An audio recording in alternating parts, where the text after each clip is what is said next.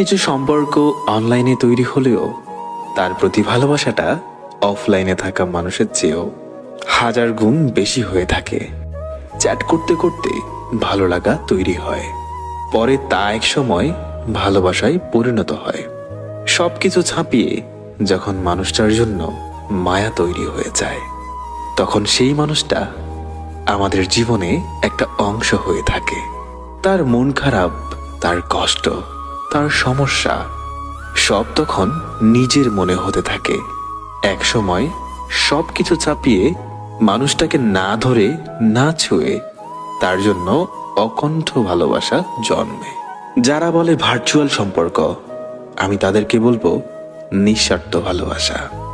কারণ যার জন্য কোনো এক্সপেকটেশন থাকে না, থাকে শুধু অসীম ভালোবাসা।